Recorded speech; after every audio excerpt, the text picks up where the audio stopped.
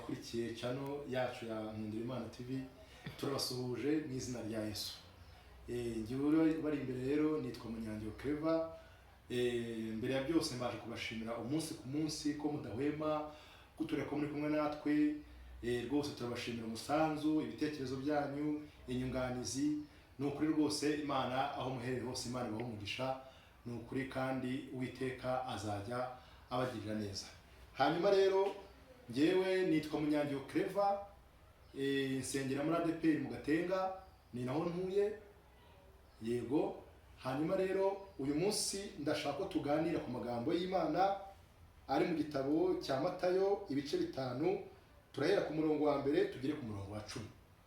Hanyuma rero ubwo Imana y'amahoro ibampera umugisha, ubwo rero Yesu atugirire neza. Hanyuma rero reka dutangira n'isengesho kugira ngo Uwiteka aze kuza kubana natwe. Mana Data wa twese uri mu ijuru, murengezi w'ubugingo bwacu, turagushimira cyane ko uri kumwe natwe. Mana Nyiringabo Kristo, udahwema kutwereka imbabazi n'impuhwe zawe uko bwije n'uko bukeye. Turagushimira cyane Data wa twese Kristo yuko waturamukije amahoro. Ntabwo ariko Data Nyiringabo Kristo Satani aba yashimye ko Data wa twese twongera kubona umucyo, ariko Uwiteka Imana ishobora byose, ijambo ryawe ryarambwiye ngo byuka urabagirane kuko umucyo wawe uje, ubwiza bw'Uwiteka bukaba bukurasiye. Ndagushimira cyane ko Data Nyiringabo Kristo ukomeje Data wa twese kurasira abantu batukurikira umunsi ku munsi. Data Nyiringabo ukabarasira mu mbaraga, ukabarasira mu bwiza Uwiteka, imirimo n'ibitangaza bikoreka. Data wa twese rero nanjye ndi muba Data Nyiringabo Yesu Kristo ugejeje hari kugira ngo twongere tuganire ku bitangaza n'imirimo dukorera, ndetse mwami twibukiranya yuko Uwiteka mu mpamba Data wa twese urugendo waduhaye harimo ijambo ryawe. Urakoze kuri kumwe natwe rero, ubwo giye gutangira mwami Yesu Kristo Data dutangirane kandi mwami dusozanye. Uwiteka Imana ikomeye, mpamagaye umwuka wera kugira ngo aze yiyoborere icyubahiro n'ikibi cyawe iteka ryose, mu izina ry'umwami wacu Yesu Kristo tuzagendera amaraso yawe. Amen. Yego rero. Hanyuma rero reka dufatanye uyu kino gitabo cya Matayo, turahera mu bice 5 guhera ku murongo wa mbere tugere ku murongo wa 10. Hanyuma aravuga ngo mutwe amagambo aravuga ngo Yesu yerekana abahiriwe abaribo. Haleluya. Yesu yerekana abahiriwe abaribo. Uyu munsi wa none Yesu arashaka kugira ikintu akora mu buzima bwawe. Uyu munsi Yesu arashaka kwibutsa yuko nawe uruhiriwe. Uyu munsi Yesu arashaka kwibutsa yuko nawe utari umuntu uratawe inyagaguhanwa. Uyu munsi Yesu arashaka kwibutsa agaciro kawe. Nawe rero iri jambo urizirikane, aya magambo arakureba. Ni ukuri kandi komera mu mutima aho uri. Intambara zose uri gucamo, bazo byose ufite, umwami Yesu ntiyagutaye. Kurikira neza aya magambo, dore ni wowe reba kandi Yesu muri kumwe. Amen. Hanyuma umurongo wa mbere uvuga ngo abonye abantu benshi azamuka umusozi, amaze kwicara abigishwa be baramwegera, aterura amagambo ati, hanyuma ngabonye abantu benshi ngo abantu benshi ngo bari ku musozi, ngo amaze kwicara abigishwa baramwegera. Uwiteka Imana ishobora byose abateranyije mwese kugira ngo mwumve aya magambo. Aragira ngo Yesu aragira ngo ubuzima bwanyu bwongere buhabwe intego n'icyerekezo gishyashya, kubera ko hari ibintu byinshi bimaze iminsi rata bimeze nk'imfutango bibaziritse, ukumva nta bw'inyagambo rawukigira. Ariko tega amatwi wumve rero. Hanyuma haravuga ku murongo wa 3 ngo hahirwa abakene mu mitima yabo, kuko ubwami bwo mu ijuru ari ubwabo. Hahirwa wowe rata ufite inyota yo gusenga, umaze iminsi wumva ufite ubushake n'imbaraga, ariko wabuze rata umuntu waguhagurutsa. Yesu araje kugira ngo wagurutse kuri iyo ntebe. Haleluya. Komera mu mutima kandi ushikame, umwami Yesu muri kumwe. Yego. Ku murongo wa 4 aravuga ngo hahirwa abashavura kuko aribo bazahorwa.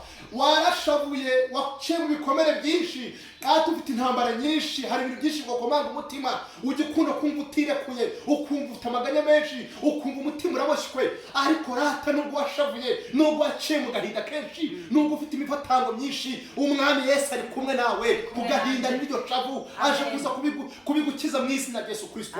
Komera mu mutima kandi ushikame. Yesu ntiyagutaye, Yesu ntiyakwibagiwe. Dore niwe mubyeyi wawe, miryango yakuvuye abantu baragenda, ariko Yesu ntazaguta. Ugenda cyagiye kwa muganga mwari muri kumwe rata cyagiye rata uri kukirira rata wabuze ukuntu ugenda uvuga uti mana ndapfuye birarangiye ariko Uwiteka ujya kubona mwana wawe urubyaro mana y'amahoro guhumurisha rata humura kandi Yesu ari kumwe nawe. Murongo wa 5 ruvuga ngo hahirwa abagwaneza kuko aribo bazahabwa isi. Hahirwa abagwaneza rata ugira umutima mwiza uba wumva watanga ariko washobora gutanga ukabibura ukavuga uti mana bigenze gute mana kumara abantu benshi babaye mana Uwiteka ari kumwe nawe rata kandi aje kuguha icyo gutanga nubwo mu biganza bya rata abadamini bameze nk'abakwandikiye inyatsi ariko izo nyatsi nizigenda mu izina rya Yesu Kristo nawe ubashe kwakira amafaranga bashe kwakira rata ibyo uhereza abana bashe kwakira mu nzu stock yarashize urareba ukareba ibintu kugucanga ariko rata abirigiye abana b'abantu barabahemukira ariko abirigiye Yesu ntabwo bazira ngo nisomera. Amen. Humura kandi komera mwami Yesu agufasha ukuboko. Yego umwami Yesu aragufashe kandi ntacyo uzaba. Murongo wa 6 uravuga ngo hahirwa abafite inzara n'inyota byo gukiranuka kuko aribo bazahazwa. Hahirwa abafite inzara n'inyota byo gukiranuka. Ese urumva ukire Imana? Ese urumva ufite ubushake muri wowe? Ese hari imbaraga zo gukomana ku mutima zikubutsa yuko rata nawe utari nubwo wowe wireba ukisuzugura ukabona umuntu wasizwe inyuma y'amateka ariko Yesu rata cyagutekerezaho. Mana yamahorije kongera kubura dosiye. Mana yamahorije kongera rata kongera gufata ibikanu ikongera gufata umutima igufata imbaraga zawe zikomeze rata nubwo ugira imbaraga nke ukireba ukisuzugura ukipinga ariko imbere y'Imana uri mugari ntacyo uzaba. Abademoni baraguhigamo nijoro ariko rata no kuvuga uti ndakomeza gusenga nubwo ibitera ari byinshi ariko umwami Yesu azakurwanirira nubu kandi aracyahabaye nubu kandi n'ukikubereye dore n'ukwishyurira dore ibintu byinshi biragutera ukareba ukabura ibisubizo ariko imbere y'Imana rata ntabwo twabuze ibisubizo.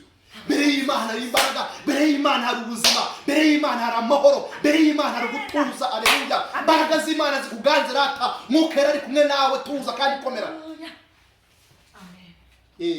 Hanyuma umurongo wa 8 haravuga mu 7 haravuga ngo hahirwa abanyambabazi kuko aribo bazazigirirwa. Hayiwe nukuri Yesu Kristo hari abanege yihera imitima rata yo kora umuntu akumva mbega nyina kumva yagirira imbabazi abantu nta byinshi byo gutanga ariko akumva nawe uko biri kose umuntu w'umukene umuntu washonje umuntu umeze nabi akumva mbega ari ikintu yakora ariko reka mbabwire rata nubwo wagiye ubura n'inzazane nyinshi bagakomeretsa umutima wawe ukumva ikintu cyo kubabarira cyara mbega kimeze nk'icyaguhamira umutima uyu munsi rekura uyu munsi rekura umuntu wakuboshye umuntu wa muntu utarababarira umaze iminsi mbega Imana ikwishyuza kubabarira babarira icyo kintu cyo kutababarira cyafunze imigisha yawe. Hari ibintu byinshi bitarimo biboneka kubera ko nawe wanze kubabarira ariko uyu munsi ni wemera ugafungura Yesu umutima ukemera kubabarira uriya muntu wakubabaje. Yego nyine yarakubabaje yego yaraguhemukiye ariko rata Yesu ijambo ryatubwiye ngo hahirwa abanyambabazi kuko aribo bazazigirirwa. Nawe uyu munsi rata iyumvemo imbaraga wishyiremo akanyabugabo uvuge ngo Yesu we nanjye uyu munsi natanga imbabazi rata. Umwami Yesu akugirire neza, umwami Yesu akwambika imbaraga. Aleluya. Paulo yavuze ngo dushobozwa byose na Kristo uduha imbaraga. Ndagusabira imbaraga z'umwuka wera umutima ubohoke rata wumve wara muntu mubabarire mu izina rya Yesu. Nawe ubohoke erega iyo umuntu abariye umuntu nawe ugarabohoka muri we. Imana iguha ubuzima iguha umutima rata wo kubabarira.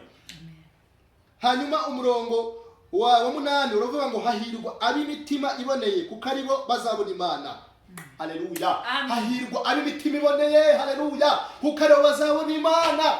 Haleluya. Haleluya. Mbaraga z'Imana rero nawe zikuriho rata umutima Imana yaguhaye. Ese ubundi iyo wirebye ubona Imana itarakoze ibintu bikomeye rata ubona umutima yaguhaye mbese kuki ujya kujya kwicara ugategereza ukumva wafasha umuntu ukumva wagirira neza uri ukumva watabara ukumva wagira gute.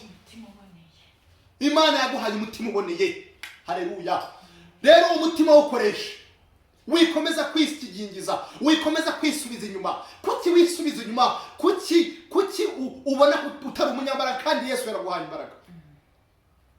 Umwami Yesu rero aragufashe. Umwami Yesu aragukomeje. Wigira ubwoba rata wa mubyeyi we, wigira ubwoba rata wa mugabo we, wigira ubwoba rata wa musore wa mukobwa we. Humura Yesu arakuzi. yaguhaye umutima uboneye, yaguhaye umutima w'imbaraga, ntacyo uzaba humura kandi komera. Ufite ibintu byinshi nyine bikurije umutima, ariko rata kubera ko rimwe na rimwe ujya ukunda kumva mbega nyine bikujemo, ukumva wagirira abantu benshi neza, ujya ukunda kumva ukumva wafashe imfubyi, ukumva wafashe abapfakazi, ukumva abarushye wabageraho, ariko umwami Yesu rata akugenderera mu izina rya Yesu. Haleluya. Uyu mwuka wari yaje ibintu birahinduka, umwuka wari yaje rata amavuta araboneka, Mana kwambika imbaraga n'amavuta. Haleluya. Mana gukore ku maso, Mana umutima ukomeze rata. Haleluya. Ufite rata ibintu byinshi, ufite ibihamya. Nawe umunsi nuvuga rata abantu bazurutswe imitima, nawe umunsi wavuze rata ufite byinshi ariko nuko utaravuga. Amen. Ariko Yesu arakuza aragusobanukira rata. Imana yagukuye kure, Imana yakuvanye irodebari kwa Makiri, Imana yagukijije ibintu byinshi, Imana yagiye gutambutsa impfu nyinshi, ariko bakakanya n'agasura ufite n'akimana. Udushimira Imana uvuga ngo Yesu warakoze. Hari abantu benshi bari mu kigero cyawe bapfuye, ariko uriho n'uyu munsi bareba bapfuye, n'ijoro barabandi bapfuye, ariko ubwo umwami Yesu ankunda ndamahoro. Haleluya. Muri rimwe yararengera bavuga umwami Yesu ankunda ndamahoro. Ese uri ndo kwisubiza inyuma? Yesu uri muri wowe ni mugari. Sinzi impamvu wisubiza inyuma, sinzi impamvu witekereza ko abantu ntacyo umaze, ariko imbere y'Imana hari icyo umaze. Imbere y'Imana uri umuntu ukomeye. Haleluya. Umwami Yesu arakugose, umwami Yesu muri kumwe, wigira ubwoba, wisubira inyuma. Hari abantu benshi bameze mbega nyine nk'ibirura bikwasamiye, ariko Yesu ari muri kumwe. Yesu azakugirira neza, wigira ubwoba. Ufite amaganya menshi umutima, ujya ukunda kwiheba, ukumva mbese ubi inyuma, ukumva ntawe uri we, ariko rata Yesu Kristo mubana mu nijoro, wa Yesu kuganiriza, wa mugabo mubana, wa mugabo kugenderera, akakwambika imbaraga igihe zashize. Uwo mugabo rata mwiringire. Haleluya. Mwiringire kandi umwikomezeho, azakugirira neza. Umurongo wa 9 aravuga ngo hahirwa abakiranura, kuko aribo bazitwa abana b'Imana. Hahirwa abakiranura, kuko aribo bazitwa abana b'Imana. Umwami Yesu akugirire neza. Nawe muri wowe rata uba wumva mbega ufite umutima wo gufasha abandi, yewe mu buryo bw'iki bw'inyubakire. Uri umujyanama, ufite abantu benshi b'ababyeyi n'abamama, mbega nyine umuntu ukabona waganiriza, wareba mu ngeso zabo n'ibyo bakora ukabona ntabwo ari byiza, ariko Imana ikwambika imbaraga rata mu izina rya Yesu Kristo. Wa mubyeyi Imana ikwambika imbaraga, wa musore Imana ikwambika imbaraga rata. Ufite ubuhamya bwinshi muri wowe, ufite imbaraga nyinshi, ufite ijambo muri wowe. Vuga Yesu aguhaye igihe. Haleluya. Iki ni cyo gihe cyo gukora kwawe, wisubira inyuma wigira ubwoba. Ayiwe Mana yamuri kugirira neza. Amen.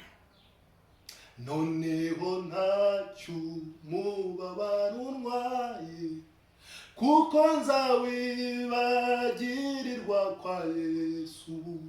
Nubwo ngifite kubabazwa mw'isi, mw'ijuru nta mubabaro n'urupfu.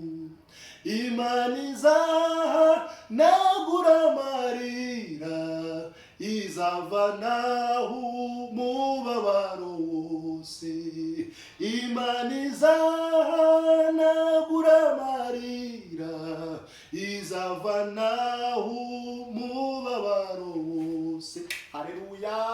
Imana izavanaho umubabaro wose, Imana izavana agahinda kose. Umwami Yesu arururutse, umwami Yesu araje. Yewe urushye, yewe raturemerewe, Yesu Kristo aracyagukunda. Haleluya. Amina. Ayiwe. Haleluya. Haleluya. Amina. Mufitanye isezerano, hari icyo mwavuganye. Haleluya. Cyagihe raturyamye, cyagihe uri mu cyumba wenyine, hari ibintu byinshi agiye kwereka, ariko udasobanukiwe. Umwami Yesu aza yiruka atagusobanurira, ariko wigira ubwoba. Amen. Mwingene ngo none umuntu umpaye okora ko nzayibagirwa kwa Yesu. Kwa Yesu abantu barahagira bakaruhuka. Haleluya. Kwa Yesu abantu barahagira bakabona amahoro. Kwa Yesu abantu barahagira bakabona ibyiza. None rero igihe cyose bashaka amahoro hanze, ese hari amahoro wabonye? Ni wabonye gutotezwa, ni wabonye kurenganywa, ni wabonye n'ibindi byinshi. ariko nugera imbere y'Imana rata uyu munsi ni wemerera Imana kuza mu buzima bwawe. Uyu munsi nubwira Yesu ngo Yesu we nandi ashaka kugira ngo rata uzunsure uko Imana yasuye rata Zakari nawe izigusure mu izina rya Yesu. Amen. Yesu nazi ibintu birahinduka, Yesu nazi umutima rohoka, Yesu nazi ibintu biratangira gukunda, Yesu nazi amafaranga arinjira, aleluya. Yesu nazi arakagamba mu kazi karacika, aleluya. Mana y'amahoro gutabarira rata kandi kurengere mu izina rya Yesu Kristo. Murongo wa 10 aravuga ngo hahirwa abarenganirijwe gukiranuka kuko ubwami bwo mu ijuru ari ubwabo. Hahirwa abarenganirijwe gukiranuka kuko ubwami bwo mu ijuru ari ubwabo. Mana y'amahoro kugirira neza. Bagiye ngo kenshi rimwe na rimwe bakunena bati dore izo gasasa zishobora bati se buraya bwe azava burundu bati se amagambo ye dore dukuntu tumuzi birabizarangira ariko ratari gucira urubanza. Imana iragukunda kandi Imana irifuza gukoresha, haleluya. Imana yagiye gukiza ibintu byinshi. None se rata ko Imana gushaka ese abo bantu bari hanze urumva umeze nk'umuntu uri guhunga igihugu cyo mu kindi. Hari igihugu cy'umwijima murahunga urimo uragana mu gihugu cy'umucyo, ariko mu gihugu cy'umwijima bazakurwanya. Abo mudahuje ukwizera, abo mudahuje umuhamagaro, ariko nyine uzihangana. Ariko ubwami bwo mu ijuru n'ubwawe. We wakiriye Kristo wa mubyeyi we musore wakiriye Kristo, we wumva Yesu ari cyamaze mu buzima bwawe, we wumva Yesu ari we mbega ni ufasha ubuzima bwawe akabukomeza. Wigira ubwoba, haguruka. Imana iragushaka. Umaze iminsi uri kubona mbega ni ikintu kimeze nk'ububyutse. Yesu arimo aragushaka, yagushatse ariko arashaka kugira ngo umwemerere ufungure umuryango. Kandi Yesu aravuze ngo niba nemera bakamfungurira nzinjira iwabo dusangire. Yesu uyu munsi arashaka kwinjira mu rugo, arashaka kwinjira iwawe. Mwemerere wa mubyeyi we, mwemerere wa musore we, mwemerere wa mukobwa we. Wowe duhanze amaso wo dukurikiye amagingo aya Uwiteka kugirire neza. Ariko nimuhumure umwami Yesu ari kumwe natwe. Nimuhumure umwami Yesu ari ku ngoma, haleluya. Nimuhumure umwami Yesu yaratsinze. Nubwo dufite ibibazo byinshi, nubwo hari intambara nyinshi, nubwo hari ibigeragezo byinshi, ariko umwami Yesu rata kubera ko urwanya urugamba tuzatsinda, haleluya. Tuzatsinda.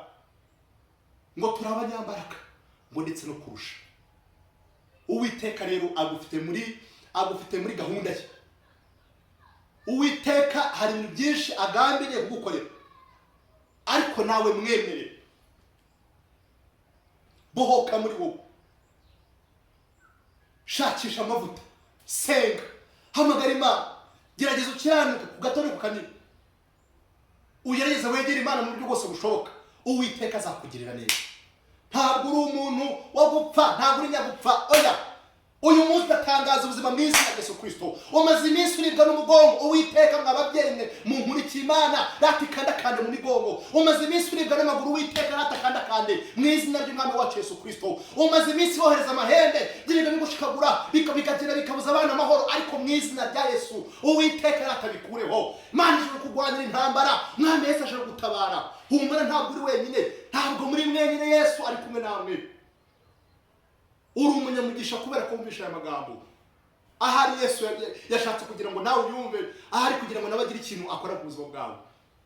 Ariko ninde muntu ugusigaje inyuma? Ni wowe uri kwikerereza. Haguruka rero, ambara imbaraga. Mwami Yesu akwambika imbaraga mu izina rya Yesu Kristo. Mana ibaha imbaraga n'amavuta, haleluya. Uwiteka yongere ahindure ibyanze guhinduka. Ngo ni Imana ihindura ibihe, kandi ngo ni Imana irinda isezerano. Mwikenda n'uwo yarindiye kugira muri zasohora. Uwiteka rero aje gusohoza ibyo mwavuganye. Nta muntu Yesu azagenda mideni. Ariko Imana ntabwo yananiwe kutugirira neza, ahubwo Imana irashaka kugira ngo tuyegere cyane, kubera ko ibidusumbije bishaka twambura ubugingo ni byinshi. Imana ikunda ubugingo cyane kuruta ibindi bintu byose, ariko Yesu arabushaka. Nukuri. Ariko Imana y'amahoro ikugirire neza rata. Amasengesho usenga buri munsi irayumva, agahinda kawe yagatekereje rakurebe, na cyaje n'amare warire cyagiye mu cyumba yarayumvishe. Uwiteka Imana ishobora byose amanukiye gukora, haleluya. Uwiteka abagirire neza, Imana y'amahoro ibiyegereza, kandi Uwiteka abakomereza amaboko cyane mu izina rya Yesu.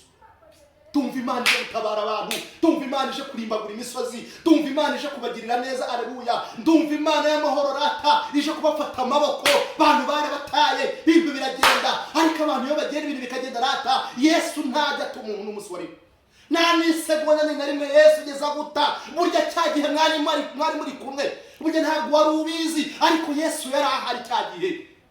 Ibuka bya bihe, subiza amaso inyuma utekereze urebe. Hanyuma se wibutse iki? Icyo wibutse rero, Uwiteka Imana ishobora byose, niba ari we yahabaye cya gihe, ubu ngubu Imana si yagiye. Yesu aracyahari, Yesu aracyakora. Mwizere, gira umutima wo kwizera nyamuneka. Ongera wihatire gusenga, ongera wihatire gusoma ijambo ry'Imana. Uwiteka azakugirira neza. Ndumva Imana y'amahoro ratse abantu imitima, ndumva Imana yirutse umwuka wera mu bantu, ndumva Imana y'amahoro ratije kongera kubambika imbaraga, ndumva Imana y'amahoro ije kongera kubatsa. Aleluya. Uwiteka Imana ishobora byose ntabwo yabataye, ntabwo Yesu yabibagiwe. Niba n'umutima ugushuka rimwe na rimwe kubera intambara y'ibibazo uri mu kigo muri iyi minsi, ukiba twavuga ati buriya Yesu yarantaye, buriya Yesu nta kintekerezaho, never, ntabwo Yesu yabikora. Abantu baguta, imiryango ikagenda, amashuri akarorera, amafaranga akabura, ariko Yesu wawe muzagumana no mu gihe cy'amage. Azakomeza kukurinda rata. We mwishikamizeho, umwizere, hanyuma uzure ngo Imana iraje kugirire neza. Mwinjira biravango ndumva ntabwo. Ese ubwo ufite n'ubwiki? Kuki ukwizera kwawe kwatakaye? Kuki imbaraga zo gusenga zawe zagiye? Ese urakibuka Yesu agukunda? Ese urakibuka Yesu byabihe mwagirana?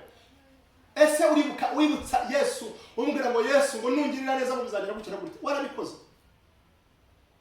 Hari imihigo myinshi wahize, ariko kwigura byarakunaniye. Hari umugisha wagiye uvuga, ariko kubikora wapi?